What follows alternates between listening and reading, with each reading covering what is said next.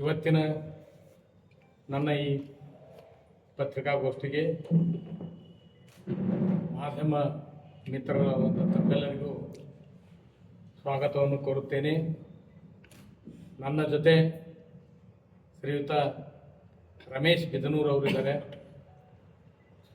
ಅವರು ಭಾರತೀಯ ಜನತಾ ಪಕ್ಷದ ಹಳೆ ಕಾರ್ಯಕರ್ತರು ಮತ್ತು ಇವತ್ತಿನ ಮುಖಂಡರು. ಸ್ನೇಹಿತರೆ, ಇವತ್ತು ನಾನು ಪತ್ರಿಕಾಗೋಷ್ಠಿಯನ್ನು ಕರೆದಿದ್ದ ಉದ್ದೇಶ, ಕಳೆದ ಕೆಲವು ದಿನಗಳಿಂದ ಕಾಂಗ್ರೆಸ್ ಪಕ್ಷದ ವಕ್ತಾರರಾದಂಥ ಶ್ರೀಯುತ ಎಸ್.ಎಂ. ಪಾಟೀಲ್ ಗಣಿಯಾರ್ ಅವರು ಭಾರತೀಯ ಜನತಾ ಪಕ್ಷದ ಮೇಲೆ, ಪ್ರಧಾನಮಂತ್ರಿಗಳಾದಂಥ ಶ್ರೀಯುತ ನರೇಂದ್ರ ಮೋದಿಯವರ ಮೇಲೆ, ರಾಷ್ಟ್ರದ ಗೃಹ ಸಚಿವರಾದಂಥ ಶ್ರೀಯುತ ಅಮಿತ್ ಶಾಜಿಯವರ ಮೇಲೆ ಹಾಗೂ ಅನೇಕ ಸಾಧು ಸಂತರ ಮೇಲೆ, ಧಾರ್ಮಿಕ ಕ್ಷೇತ್ರಗಳ ಮೇಲೆ ಇಲ್ಲ ಸಲ್ಲದ ಆರೋಪಗಳನ್ನು ಮಾಡ್ತಾ ಇದ್ದದ್ದು ನಮ್ಮ ಗಮನಕ್ಕೆ ಬಂದಿದೆ. ಹೀಗಾಗಿ ಈ ಜಿಲ್ಲೆಯ ಜನರಿಗೆ ಮತ್ತು ಈ ದೇಶದ ಜನರಿಗೆ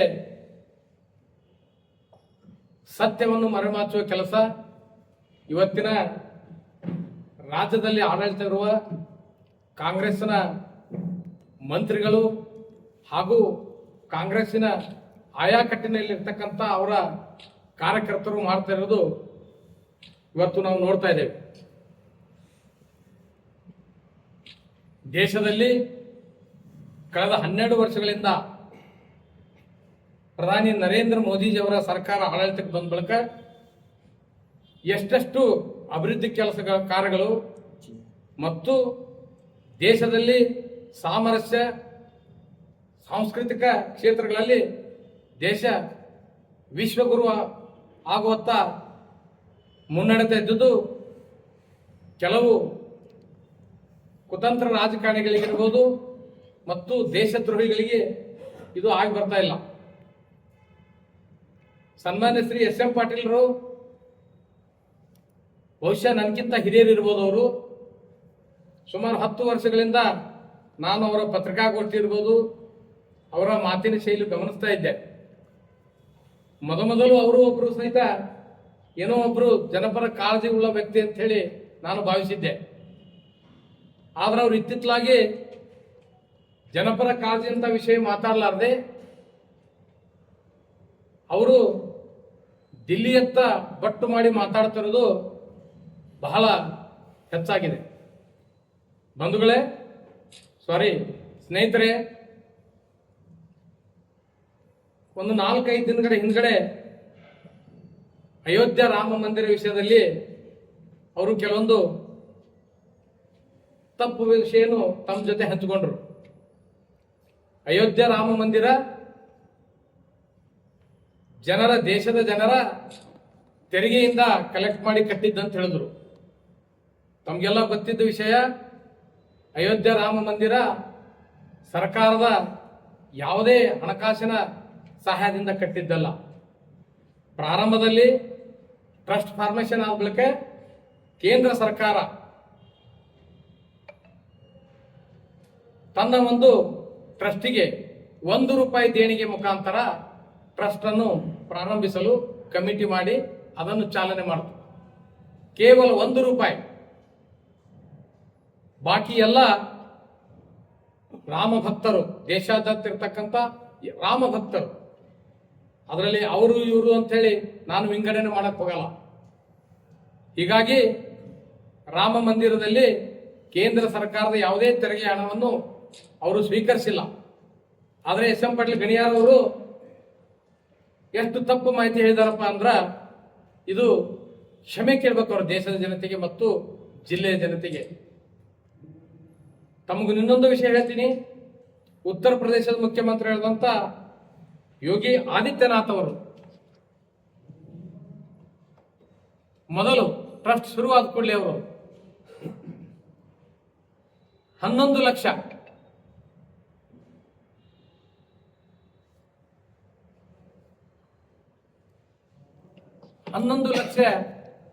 ದೇಣಿಗೆಯನ್ನು ಅವರು ನೀಡಿದರು. ಇದು ಸಹಿತ ಅವರು ತಮ್ಮ ಸೇವಿಂಗ್ ಅಕೌಂಟ್ದಿಂದ ಏನು ಕಲೆಕ್ಟ್ ಆಗಿತ್ತು ದುಡ್ಡು, ಆ 11 ಲಕ್ಷವನ್ನು ರಾಮ ಮಂದಿರಕ್ಕೆ ಅವರು ದೇಣಿಗೆ ಅಂತ ಕೊಟ್ಟರು. ಇಷ್ಟೊಂದು ಭಕ್ತಿಪೂರ್ವಕವಾಗಿ, ಇಷ್ಟೊಂದು ಪ್ರಾಮಾಣಿಕವಾಗಿ ದೇಶದ ಜನರ ಶ್ರದ್ಧೆ ಭಕ್ತಿಯಿಂದ ಕಟ್ಟಿದಂತ ಅಂತ ಒಂದು ರಾಮ ಮಂದಿರಕ್ಕೆ ಇವತ್ತು ಇಂಥ ಒಬ್ಬ ವ್ಯಕ್ತಿಗಳು ಕಾಂಗ್ರೆಸ್ ಪಕ್ಷದ ವಕ್ತಾರ ಅಂತ ಹೇಳ್ಕೊಂಡು ತಪ್ಪು ಸಂದೇಶವನ್ನು ಕೊಡ್ತಾ ಇರೋದು ಬಹಳ ಅಕ್ಷಮ್ಯ ಅಪರಾಧ. ಏಕೆಂದ್ರೆ ಇದು ಬಸವನಾಡು. ಸತ್ಯವೇ ನುಡಿಯುವುದು ದೇವಲೋಕ, ಮಿಥ್ಯವೇ ನುಡಿಯುವುದು ನರಕಲೋಕ, ಆಚಾರವೇ ಸ್ವರ್ಗ, ಅನಾಚಾರವೇ ನರಕ ಅಂತ ಹೇಳಿದ್ದಾರೆ. ಹೀಗಾಗಿ ಬಹಳಷ್ಟು ಇಂಥ ತಪ್ಪು ಸಂದೇಶಗಳನ್ನು ಅದು ಧಾರ್ಮಿಕ ಕ್ಷೇತ್ರಗಳಲ್ಲಿ, ವೈಯಕ್ತಿಕ ವಿಷಯಗಳಲ್ಲಿ ಮಾತಾಡಬಹುದು. ಯಾಕಂದ್ರೆ ವೈಯಕ್ತಿಕ ವಿಷಯಗಳು ಬಹಳಷ್ಟು ಪಬ್ಲಿಕ್ ಬಂದಿರೋದಿಲ್ಲ. ಆದ್ರೆ ರಾಮ ಮಂದಿರ ಅಂತ ಒಂದು ಭವ್ಯವಾದ ಒಂದು ಕಾರ್ಯದು ಇವರು ಈ ತರ ತಪ್ಪು ಸಂದೇಶ ಕೊಟ್ಟರು. ಇನ್ನು ಎರಡನೇದ್ದು, ಅಲ್ಲಿ ಅವ್ಯವಹಾರ ಆಗಿದೆ ಹೇಳಿದ್ರು. ನೋಡಿ, ಕಳೆದ ಒಂದು ತಿಂಗಳಿನಿಂದ ಆ ಅವ್ಯವಹಾರ ಆಗಿರ್ಬೋದು. ಅದಕ್ಕೆ ಉತ್ತರ ಪ್ರದೇಶ ಸರ್ಕಾರ SIT ರಚನೆ ಮಾಡಿ ಈಗಾಗಲೇ ಮೇಲ್ನೋಟಕ್ಕೆ ಯಾರು ತಪ್ಪಿಸ್ತಂದ್ರೆ ಕಂಡು ಬಂದಾರ ಅವರಿಂದ ರೆಸಿಗ್ನೇಷನ್ ತಗೊಂಡು ಅತ್ಯಂತ ಒಬ್ರು ಸೀನಿಯರ್ IPS ಆಫೀಸರ್ಗೆ ಅದರ ತನಿಖಾ ಮುಖ್ಯಾಧಿಕಾರಿಗಳು ಮಾಡಿ ಅವ್ರ ಜೊತೆ ಇದ್ರು IAS ಆಫೀಸರ್ಗಳು ಸೇರಿಸಿ ಅತ್ಯಂತ ಏನು ಸೂಕ್ಷ್ಮವಾಗಿ ಅದು ತನಿಖೆ ನಡೀತಾ ಇದೆ. ಅದರಲ್ಲಿ ಎಲ್ಲ ಭಾರತೀಯ ಜನತಾ ಪಕ್ಷದ ನಾಯಕರು ಸಹಿತ ಪಾರದರ್ಶಕವಾಗಿ ತನಿಖೆಯಾಗಿ ತಪ್ಪಿತಸ್ಥರಿಗೆ ಶಿಕ್ಷೆ ಆಗಲೇಬೇಕಂತ ಹೇಳಿ ಎಲ್ಲರೂ ಈಗಾಗಲೇ ಹೇಳಿದ್ದಾರೆ. ಇಂಥ ವಿಷಯದಲ್ಲಿ ಇವರು ಅಲ್ಲಿ ಅವ್ಯವಹಾರದಾಗೆ ಅಂತ ಹೇಳ್ತಾರೆ. ಇವರು ಇವತ್ತು ಒಂದು ವಿಷಯ ಬಂದಿದೆ, ಇವತ್ತು ನ್ಯೂಸ್ ಪೇಪರ್ದಲ್ಲಿ. ನಿನ್ನೆ ಸುಪ್ರೀಂ ಕೋರ್ಟ್ ಸಹಿತ ರಾಮ ಮಂದಿರ ವಿಷಯದಲ್ಲಿ ವಿನಾಕಾರಣ ರಾಜಕೀಯನ್ನು ಬೆರೆಸಬಾರದು. ಈಗಾಗಲೇ ತನಿಖೆ ನಡೀತಾ ಇದೆ, ಉನ್ನತ ಮಟ್ಟದ ತನಿಖೆ ನಡೀತಾ ಇದೆ. ಯಾರು ಸಹಿತ ರಾಜಕೀಯ ಪಕ್ಷಗಳು ಇದನ್ನು ಬೆಳೆಸಿಕೊಳ್ಬಾರದು ಅಂತೇಳಿ ಸುಪ್ರೀಂ ಕೋರ್ಟ್ ಹೇಳಿದೆ. ಇಷ್ಟು ಸೂಕ್ಷ್ಮ ವಿಚಾರಗಳಲ್ಲಿ ಇವರು ವಿಜಯಪುರದಲ್ಲಿ ಕುತ್ಕೊಂಡು ಇಂಥ ಒಂದು ಸತ್ಯವನ್ನೇ ಅರಿಯದೆ ಇಂಥ ಮಾತು ಮಾತಾಡೋದು ಇದು ಅಕ್ಷಮ ತಪ್ಪು. ಇದಕ್ಕೂ ಸಹಿತ ಅವರು ಕ್ಷಮ ಕೇಳಬೇಕು. ಆಯ್ತು SM ಪಾಟೀಲ್ರೇ, ನೀವೇನೋ ಭಕ್ತಿವಂತರದಿರಿ, ಶ್ರದ್ಧೆವಂತರದಿರಿ, ಪ್ರಾಮಾಣಿಕರು ಇದ್ದಿದ್ದೆ ಖರೆ ಇತ್ತಪ್ಪ ಅಂದ್ರ ವಕ್ಫ್ ಮಾನಪ್ಪಾಡಿ ವರದಿಯಲ್ಲಿ, ಅನ್ವರ್ ಮಾನಪ್ಪಾಡಿ ವರದಿಯಲ್ಲಿ ಕರ್ನಾಟಕದ 2.3 lakhs acres ವಕ್ಫ್ ಆಸ್ತಿಯನ್ನು ಆಕ್ರಮಕವಾಗಿ ದೊಡ್ಡ ದೊಡ್ಡ ರಾಜಕಾರಣಿಗಳನ್ನೇ ಕಬಳಿಸಿದ್ದಾರೆ. ಅದರ ವರ್ತ 27,000 ಕೋಟಿ ಆಗುತ್ತೆ. ಅನ್ವರ್ ಮಾನಪ್ಪಾಡಿ ಅವರು ಸವಿಸ್ತಾರ ವರದಿಯನ್ನು ಕೊಟ್ಟಿದ್ದಾರೆ. ವಿಧಾನಸಭೆಯಲ್ಲಿ ಅದರ ಬಗ್ಗೆ ಸಾಕಷ್ಟು ಚರ್ಚೆ ಆಯಿತು. ನಮ್ಮ ಕೇಂದ್ರ ಸಚಿವರಾದಂಥ ಶ್ರೀಮತಿ ಶೋಭಾ ಕರಂದ್ಲಾಜೆ ಅವರು ಸಾಕಷ್ಟು ಅದ್ರ ಬಗ್ಗೆ ಹೋರಾಟ ಮಾಡಿದ್ರು. ಅದ್ರ ಬಗ್ಗೆ ಅಧ್ಯಯನ ಮಾಡಿ ಸಾಕಷ್ಟು ಪ್ರೆಸ್ ಮೀಟ್ಗಳು ಮಾಡಿದ್ರು. ಇದು ಲೋಕಸಭೆಯಲ್ಲಿ ಚರ್ಚೆ ಆಗಿ CBI ಕೊಡ್ಬೇಕಂತ ಹೇಳಿನೂ ಅಲ್ಲಿ ಒತ್ತಾಯ ಆಯಿತು. SM ಪಾಟೀಲ್ರೇ, ನಿಜವಾಗ್ಲೂ ನಿಮ್ಗೆ ಅಲ್ಪಸಂಖ್ಯಾತರ ಮೇಲೆ ಕಳಕಳಿ, ಕಾಳಜಿ, ನೀವೊಬ್ಬ ಅಲ್ಪಸಂಖ್ಯಾತರ ಮುಖಂಡರು ಇದ್ರಪ್ಪ ಅಂದ್ರ ಆ ತನಿಖೆಯಲ್ಲಿ ಈಗ ನಿಮ್ಮದೇ ಸರ್ಕಾರ ಇದೆ, ನಿಮ್ಮವರೇ ವಕ್ಫ್ ಮಂತ್ರಿಗಳಿದ್ದಾರೆ. ಆ ತನಿಖೆ ಮಾಡಿ ಅಂತ ಒಂದು 2.3 ಲಕ್ಷ ಕೋಟಿ ರೂಪಾಯಿದು ಆಸ್ತಿಯನ್ನು ಆಯ್ತು, ಅದು ದೇವರ ಆಸ್ತಿ ತಾನೆ. ನಿಮ್ಮಲ್ಲಿ ಸಾಕಷ್ಟು ಬಡತನ ರೇಖೆಗಿಂತ ಕೆಳಗಿರತಕ್ಕಂಥ ಅಲ್ಪಸಂಖ್ಯಾತ ಬಂಧುಗಳಿದ್ದಾರೆ. ಅವ್ರಿಗೆ ಹಂಚ್ರಿ, ಅವ್ರನ್ನ ಲಿಫ್ಟ್ ಮಾಡ್ರಿ, ಎಕನಾಮಿಕಲಿ ಶಿಕ್ಷಣ, ಆರೋಗ್ಯ ಕೊಡ್ರಿ ಅವರಿಗೆ. ಅದು ಎಲ್ಲ ಬಿಟ್ಕೊಂಡು ಆ ಫೈಲ್ ಅಲ್ಲೇ ಮುಚ್ಚಿಟ್ಟಿ ರಾಮ ಮಂದಿರ ವಿಷಯ ನೀವು ಕೆಳಗ್ತೀರಿ ಅಂದ್ರೆ ಇದೆಷ್ಟು ಸತ್ಯ? ಯಾಕೆ ಈ ತರ ನೀವು ತಪ್ಪು ಸಂದೇಶಗಳಲ್ಲಿ ಪ್ರೆಸ್ ಮೀಟ್ ಮಾಡ್ತಾ ಇದ್ದೀರಿ? ಇರ್ಬೋದು ನಿಮ್ಮಲ್ಲಿ ಏನೋ ಮೋದಿಜಿ ಅವರಿಗೆ, ಅಮಿತ್ ಶಾಜಿ ಅವರಿಗೆ ಬೈದ್ರ ಕಾಂಗ್ರೆಸ್ ಅಲ್ಲಿ ಏನೋ ಹುದ್ದೆಗಳು ಸಿಗ್ತಾವಂತ ಹೇಳಿ ಇರ್ಬೋದು. ತಾವೊಬ್ಬ ಕಾಂಗ್ರೆಸ್ ಪಕ್ಷದ MLCನೋ ನಿಗಮದ ಆಕಾಂಕ್ಷಿ ಇರ್ಬೋದು. ಬಟ್ ನೀವು ನಿಮ್ಮ ಪಕ್ಷದಲ್ಲಿ ನಿಮ್ಮ ಸರ್ಕಾರದಲ್ಲಿ 3 ವರ್ಷದಲ್ಲಿ ಏನೇನು ಕೆಲಸ ಮಾಡಿದ್ದಾರೆ, ನಿಮ್ಮ ಸಚಿವರುಗಳು ಖಾತೆ ವಹಿಸಿ ಏನೇನು ಪ್ರೋಗ್ರೆಸ್ ಮಾಡಿದ್ದಾರೆ ಅವ್ರ ಬಗ್ಗೆ ಜನರಿಗೆ ಹೇಳ್ರಿ. ನಿಮ್ಮ ITBT ಸಚಿವರು ಏನ್ ಮಾಡ್ತಾ ಇದ್ದಾರೆ?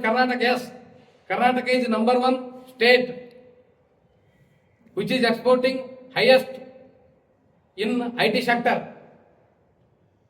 ಕೇಂದ್ರ ಸರ್ಕಾರದ ITBT ಮಂತ್ರಿ ಆಗಿದ್ದಾರೆ, ನಿಮ್ಮ ಸರ್ಕಾರದ ITBT ಮಂತ್ರಿ ಆಗಿದ್ದಾರೆ ಅನ್ನೋದು ಸ್ವಲ್ಪ ಕಂಪೇರ್ ಮಾಡ್ಕೊಳ್ರಿ, ಅಧ್ಯಯನ ಮಾಡ್ರಿ. ಕೇಂದ್ರ ಸರ್ಕಾರದ ITBT ಮಂತ್ರಿಗಳು ಏನೇನು ಕೆಲಸ ಮಾಡ್ತಾ ಇದ್ದಾರೆ. ದೇಶ ITBT ಅಲ್ಲಿ ಎಷ್ಟು ಮುಂದೊಂಟಿದೆ. ಚೀನಾಕ್ಕೆ ಭಾರತ ದೇಶದಿಂದ ಎಕ್ಸ್ಪೋರ್ಟ್ ಆಗಂತ ಕಾಲ್ ಬಂದ್ಬಿಟ್ಟಿದೆ, ಈಗ ಮಾಡ್ತಾ ಇದ್ದಾರೆ. ಈಗ ರಾಜ್ಯದ ITBT ಮಂತ್ರಿಗಳು ಏನ್ ಮಾಡ್ತಾ ಇದ್ದಾರೆ ಬೆಂಗಳೂರಲ್ಲಿ? ನಿಮ್ಮ ಇನ್ನಿತರ ಮಂತ್ರಿಗಳು ಏನೇನು ಕೆಲಸ ಪ್ರೋಗ್ರೆಸಿವ್ ಕೆಲಸ ಮಾಡಿದ್ರೆ ಹೇಳ್ರಿ. ಅದೆಲ್ಲ ಬಿಟ್ಕೊಂಡು ಇಲ್ಲ ಸಲ್ಲದ ಸುಳ್ಳು ಆರೋಪಗಳನ್ನು ಮೋದಿಯವ್ರ ಮೇಲೆ ಮಾಡಿದೆ, ಭಾರತೀಯ ಜನತಾ ಪಕ್ಷದ ಮೇಲೆ ನಾಯಕರ ಮೇಲೆ ಮಾಡಿದ್ರ ನನಗೆ ದೊಡ್ಡ ಅವ್ರೇನೋ ಆ ಪವನ್ ಖೇರಾ ತಪ್ಪು ಸಂದೇಶ ಮಾಡಿದ್ರು, ತಪ್ಪ ಒಂದು ಪ್ರೆಸ್ ಮೀಟ್ ಮಾಡಿದ ಕೂಡಲೇ ನಿನ್ನೆ ಪವನ್ ಖೇರಾ ಅವ್ರಿಗೆ ಮೊನ್ನೆ ರಾಜ್ಯಸಭಾ ಸದಸ್ಯ ಮಾಡಿಬಿಟ್ರು, ಓಡೋಗಿದ್ರು ಅವ್ರು ಪವನ್ ಖೇರಾ ಅಂತವ್ರಿಗೆ. ಆಗ ನಿಮ್ಗೂ ಒಬ್ರು MLC ಮಾಡ್ತಾರೋ ನಿಗಮ ಮಂಡಳಿ ಅಧ್ಯಕ್ಷರು ಮಾಡ್ತಾರ ತಿಳ್ಕೊಂಡು ನೀವು ಭಯಕ್ಕೆ ಹೋಗ್ಬಾರ್ದು. ಮಾತಾಡ್ರಿ, ಇನ್ಫಾರ್ಮೇಶನ್ ಕರೆಕ್ಟ್ ಇರ್ಬೇಕು.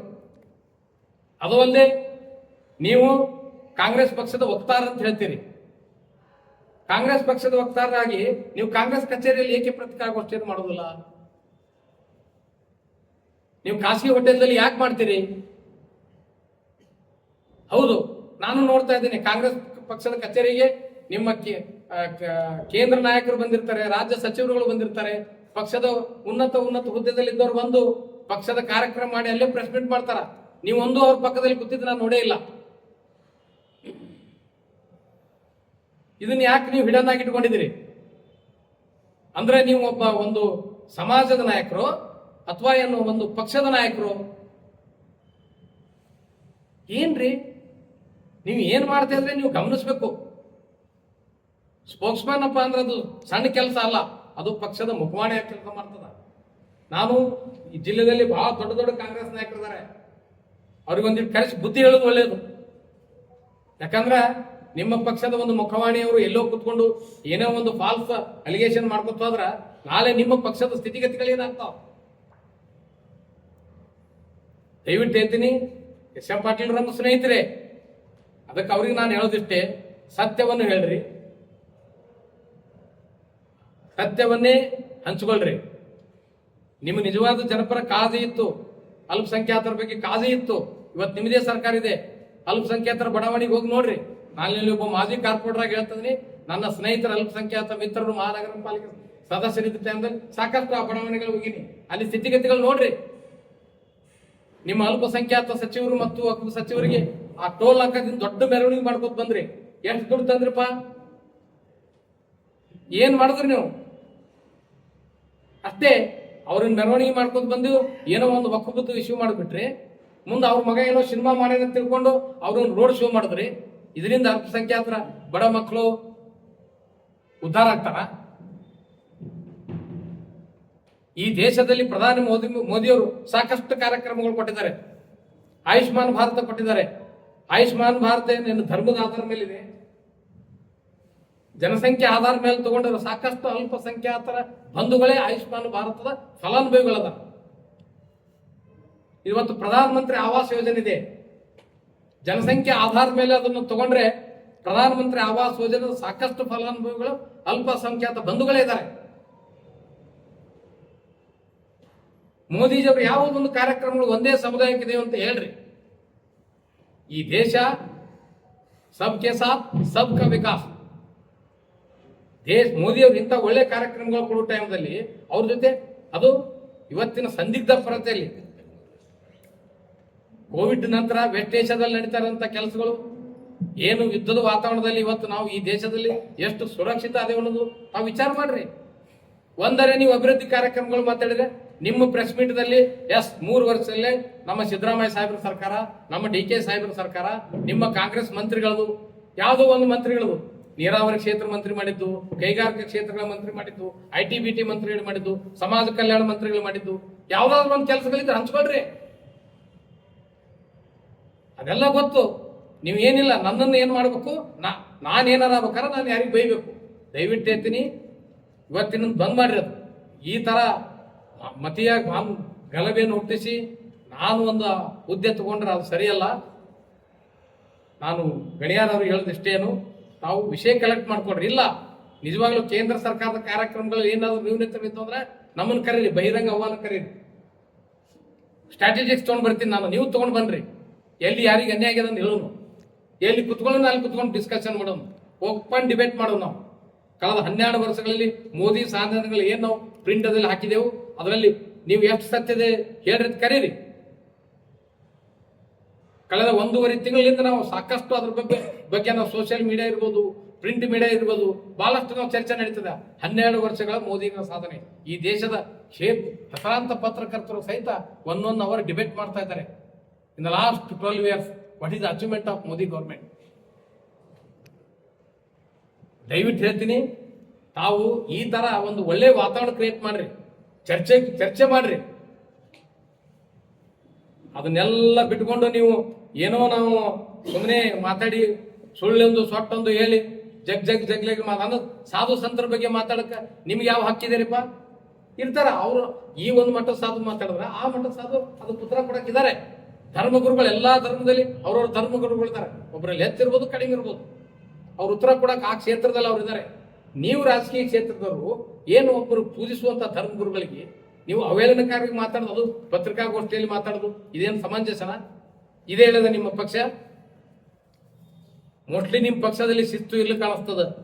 ಶಿಸ್ತು ಇಲ್ಲಾರ ಮಟ್ಟಿಗೆ ನೀವು ಈಗ ಮಾತಾಡ್ತೀರಿ. ಅತ್ತು ನಿಮ್ಮ ಪಕ್ಷದಲ್ಲಿ ಈ ತರ ಒಂದು ಪ್ರೆಸ್ ಮೀಟ್ ಮಾಡ್ಬೇಕಾದ್ರೆ ವಿಷಯ ನಿಮ್ಮ ಅಧ್ಯಕ್ಷರಿಗೆ ಮತ್ತು ನಿಮ್ಮ ಮುಖಂಡರಿಗೆ ಅದು ಚರ್ಚೆ ಆಗುದಿಲ್ಲ ಕಾಣಿಸ್ತದ. ದಯವಿಟ್ಟು ತಾವು ಇನ್ಮೇಲೆ ನಾನೇನು ನಿಮ್ಗೆ ಆಗ್ರಹ ಮಾಡಕ್ ಬರೋದಿಲ್ಲ, ಯಾಕಂದ್ರೆ ನಾನು ಒಂದು ಪಕ್ಷದ ಒಬ್ಬ ಕಾರ್ಯಕರ್ತ. ಇನ್ನೇನು ನಾವೆಲ್ಲರೂ ಒಂದೇ ಜಿಲ್ಲೆದಲ್ಲಿದ್ದೆವು. ನಾವೆಲ್ಲರೂ ಸುಳ್ಳನ್ನು ಬಿತ್ತಿ ಆ ಸುಳ್ಳು ನಾವು ಚುಚ್ಕೊಳ್ಳೋದು ಬೇಡ. ದಯವಿಟ್ಟು ನಾವು ಹೂವನ್ನು ಬಿತ್ತನು, ನಮ್ಮ ಕಾಲಿಗೆ ತಪ್ಪಾಗ್ಲಿ, ನಮಗೂ ಸುವಾಸನೆ ಬರಲಿ. ದಯವಿಟ್ಟು ಹೇಳ್ತೀನಿ, ಇಂಥ ಸುಳ್ಳು ಸುದ್ದಿಯನ್ನು ಪ್ರಸಾರ ಮಾಡಬೇಡ್ರಿ. ಸಾಕಷ್ಟು ಅಧ್ಯಯನ ಮಾಡ್ಕೊಡ್ರಿ. ನೀವು ನಮ್ಮನ್ನು ಓಪನ್ ಡಿಬೇಟ್ ಕರೀರಿ. ನೀವು ಹೆಲ್ದಿಯಾಗಿ ಡಿಸ್ಕಷನ್ ಹೆಲ್ದಿಯಾಗಿ ಮಾಡೋಣ. ಲೋಣಿವ್ರೆ ಇದು ಅಂದ್ರೆ ಹೆಂಗ ಅಂತ ಕೇಳೋಣ. ನಾವು ಕೇಳ್ತೇವೆ ನಿಮ್ಮದು, ನೀವು ಕೇಳ್ರಿ. Let the people should know the truth and reality, but don't discuss the false messages in the open.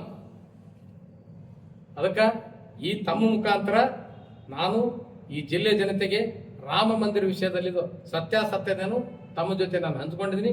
ಬಂಧುಗಳೇ, ನಾನು ಇಂಥ ಒಂದು ಫಾಲ್ಸ್ ನ್ಯೂಸ್ಗೆ ಕಿವಿಗೊಡಬಾರದು. ಇಂಥ ವ್ಯಕ್ತಿಗಳಿಗೆ ಆ ಪಕ್ಷದ ಹಿರಿಯರು ಅವರಿಗೆ ಬುದ್ಧಿ ಮಾತು ಹೇಳಿ ಸತ್ಯವನ್ನು ಮಾತಾಡಕ್ಕೆ ಹೇಳಿದ್ರು ಒಳ್ಳೆಯದಂತ ತಿಳ್ಕೊಂಡು ನಾನು ಮತ್ತೊಮ್ಮೆ ಅವರಿಗೆ ವಿನಂತಿ ಮಾಡಿಕೊಂಡು ಇವತ್ತಿನ ನನ್ನ ಪತ್ರಿಕಾಗೋಷ್ಠಿಯಲ್ಲಿ ಇಲ್ಲಿಗೆ ಮುಗಿಸುತ್ತಿದ್ದೇನೆ. ತಮ್ಮ ಏನಾದರೂ ಕ್ವಶನ್ಸ್ ಇದ್ರೆ ದಯವಿಟ್ಟು ತಾವು ಕೇಳಬಹುದು.